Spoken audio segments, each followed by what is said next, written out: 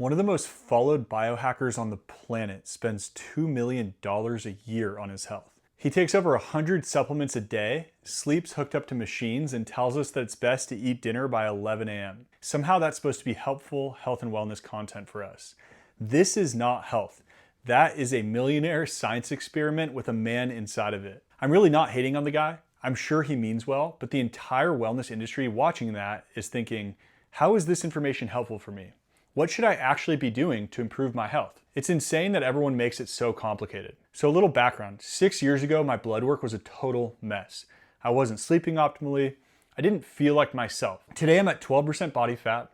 I've been sleeping really well. I just did advanced labs on myself and my blood work is phenomenal. I have 5 habits that didn't cost me $1 that I'm gonna share with you today. No million-dollar protocols, just 5 free things that really dialed in my health these last 6 years.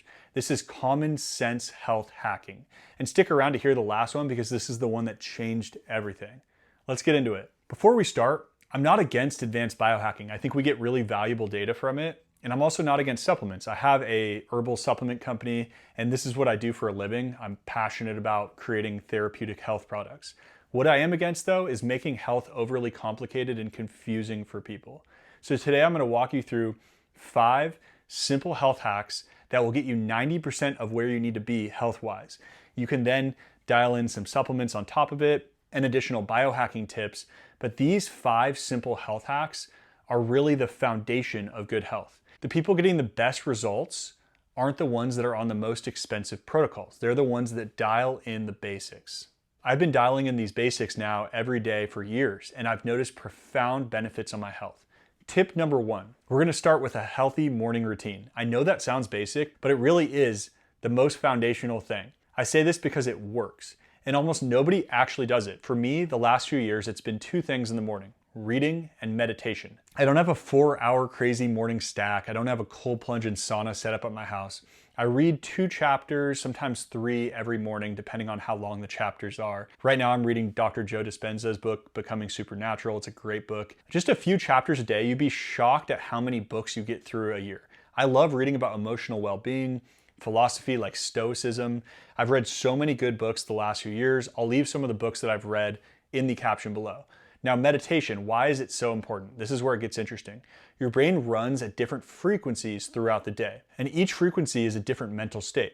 When you wake up and you grab your phone first thing in the morning, you're hit with emails, financial stress, the news, bills, your boss. Your brain shoots into a state called high beta. High beta is anxiety. We all know this feeling. It's scattered. It's your brain on alert, pulled in 20 different directions at once, fight or flight, but for a saber-toothed tiger that doesn't exist. And here's the problem. High beta is the modern default so many of us are living in all the time. We all know that feeling. It's where most adults live nowadays, from the moment they open their eyes until they crash at night. So meditation does the opposite. When you sit and breathe, you let your nervous system settle, your brain drops into a state called alpha. Alpha is calm, focused, relaxed, but aware. It's the state right before you fall asleep or when you're zoned out walking somewhere familiar. It's where your nervous system actually gets to decompress. And from alpha, deeper meditation can drop you into a state called theta, the state where the deep subconscious work happens. So the contrast is simple. You want more alpha, less beta. I think we all want to be less anxious and we can agree on that. That's why morning routine is so critical because you actually control how you start your day. You're not just relaxing, you're physically shifting brainwave states, like learning to shift gears in your own nervous system. And the compound effect is real. You start your morning this way, you slowly learn how to tap into this throughout the day, you start to control that anxiety. But starting your morning in a good brainwave state is so critical. Even mid-stressful workday, you can drop into this and it helps your cortisol rhythm. We all hear so much about cortisol nowadays. This is a powerful way to control your cortisol rhythm. Your morning routine isn't optional, it's foundational. You either train your brain to find calm or you're letting beta wave chaos run the day for you, and that leads to an anxious day. Tip number 2, morning sunlight. Shout out to my buddy Alex Bolivar. He preaches this constantly and he's right. 10 minutes of direct natural light first thing in the morning is so powerful. No special gear, no red light panel, no $200 device, just go outside. Here's why it matters. Your body runs on a circadian rhythm, an internal 24-hour clock that governs basically everything that's directly connected to our hormones. Cortisol release, melatonin release, hunger cues, body temperature, digestion, immune function. When you see morning light, your eyes signal cortisol spike, which sounds bad, but morning cortisol, that's what gets you out of bed. That morning cortisol spike also tells your body 12 to 14 hours from now, release melatonin. Melatonin is your sleep hormone, so when people complain they can't fall asleep at night and they don't know why, it's often because they're spending the whole day inside. They never saw real light. Their melatonin clock never got set. They're under blue light all day. A hack I use to stack this, so I block 2-3 hours of calls and I'll make sure that they're in a row. If I was to sit in my office and take these calls all day, by the time my calls are over, my brain would feel fried. But instead I take my wired headphones and I go on a long walk for these calls. I'm outside getting steps, sunlight, fresh air. So often I'll get up to 10,000 steps while I take my work calls for the day. I've also noticed that my calls go better because I feel less exhausted. By the way, cloudy days still count. Natural light is natural light. Get outside. Cloudy day, no excuse. Get outside. Every other health hack you've seen for sleep, magnesium, mouth tape, red light at night, all of this is downstream from this. Fix the light first. Then we can talk about all the fancy biohacking. Okay, tip number 3. And this is the area where free isn't quite accurate, but stay with me here. Your omega-6 to 3 ratio. Quick biochemistry. Omega-6 and omega-3 are both essential fatty acids. You need both, but they compete in the body for the same enzymes. Omega-6 is generally pro-inflammatory. Omega-3 is generally anti-inflammatory. When they're balanced, close to a 1-to-1 ratio, your body handles inflammation correctly. When they're way out of balance, you get chronic low-grade inflammation, which downstream drives almost every modern disease. So what does the ratio look like in traditional cultures? We were getting roughly 1-to-1 ratios ancestrally. Nowadays, the ratio is closer to 20-to-1. That's right, I just said 20-to-1. This is not a small problem. This is a significant issue, and a fish oil supplement is not going to fix it. It's your food. And here's what most people miss. The omega ratio of your food depends on what the animal ate. Eggs from a local farmer where the chickens actually eat bugs and grass like they're supposed to. The omega-6 to 3 ratio is close to 1-to-1. Industrial supermarket eggs where the chickens eat corn, soy in a warehouse, closer to 20-to-1.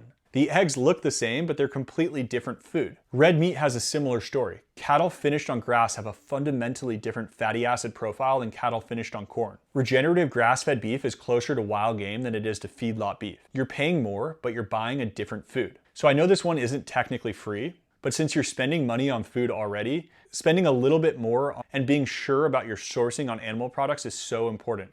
You're already spending the money. This isn't an extra cost. It's just a redirected cost. And the return on swapping $4 of bad eggs for $6 of good eggs is so worth it. Maybe you can ditch that expensive anti-inflammatory supplement you've been buying because you're less inflamed in general. Dial in your food before you buy a single supplement. That's the order. And that's why my pages are all about food, because healthy diet is the foundation of good health. Tip number 4, break a sweat once a day. This doesn't have to mean an extreme sauna session. It doesn't have to be a CrossFit workout. It doesn't even have to be over an hour. And light movement definitely counts. The point isn't extreme fitness. The point is your lymphatic system. So quick anatomy. Your circulatory system has a pump. It's called your heart. It pushes blood through your arteries every second of your life. Your lymphatic system does not have a pump. There's no organ that moves lymph fluid through your body. It relies entirely on 2 things, muscle contraction and breathing. Lymph is the fluid that carries cellular waste, dead cells, immune cells, and anything else your body needs to clear. It runs through a network of vessels and nodes and eventually dumps back into the bloodstream to be filtered by the liver and kidneys. When lymph isn't moving, that waste accumulates. That's when you get puffy, sluggish, and foggy. That's when the immune system slows down. Movement is the pump. That's the whole story. So if you sit at a desk for 8-9 hours a day and don't move, your lymphatic system is basically stagnant. That's why that hack I was talking about before of stacking your calls and going on a walk is so important. It doesn't necessarily matter how clean you're eating if you're not moving. You have no flow to clear these toxins. A brisk walk works. A yoga session works. Rebounding on a mini trampoline is a great hack. There's actually really great research on rebounding specifically for lymphatic drainage. Just break a sweat. Get that lymphatic drainage going. It doesn't have to be in some extreme workout, like I said. 15 minutes of intentional movement is more than 90% of adults are doing. You don't need a 1-hour workout every day. You just need to move. Okay, last tip, and this one might make some of you mad. Cut the booze. See this guy? That was me drinking 3-4 nights a week. Wine with dinner, beers on the weekend, cocktails at events, and it was literally killing me. I'm not anti-drinking from like a moralistic standpoint. I'm anti-drinking because of what it does to our health. I looked at what alcohol did to my body as I started to learn about how to do labs on myself, and I was shocked. My liver was congested, I had leaky gut, and my sleep wasn't optimal, which led to hormonal issues. Every other detoxification job struggles when you're drinking all the time. Fat metabolism, hormone clearance, blood sugar regulation. Your liver has to deal with that alcohol when you drink before it's able to do these other important functions. And don't even get me started on the hangovers. The next day is a waste, basically. It throws off what you're eating because it throws off your inhibition. A lot of people don't know that there's a direct connection between your lipid panels and your liver health. So if you go to the doctor and your triglycerides aren't optimal and your cholesterol is all over the place, it could be actually the alcohol because your liver is not processing fats optimally. Also, it totally wrecks your sleep quality. You never hit deep sleep. You wake up at 3 in the morning feeling like you got hit by a truck, dehydrated, and it damages the tight junctions in your gut lining, which is where the leaky gut conversation actually starts. And man, once that gut barrier is compromised, so many downstream effects happen. You get systemic inflammation, brain fog, food sensitivities, and a cascade of issues most people never trace back to the booze. Now don't get me wrong, I'm not saying nobody can ever have a glass of wine. That's ridiculous. Life is for living, but if you're drinking 3-4 nights a week and you're having health issues, and your labs aren't where you want them to be, before you go on pharmaceutical drugs, try dialing this one in. Take a break from drinking and retest yourself. When I cut it, my labs went clean. My sleep transformed inside of a month. My body composition shifted without changing anything else. It was the single biggest needle mover for me by a wide margin. So that's it. 5 free health habits: morning routine, sunlight, dialing in your food, movement, and cutting booze. Nothing fancy, no machines, no $2 million protocol, just the basics dialed in every day. 6 years ago, the guy in that photo wasn't sleeping great, wasn't happy, hormones were all over the place, didn't feel like himself.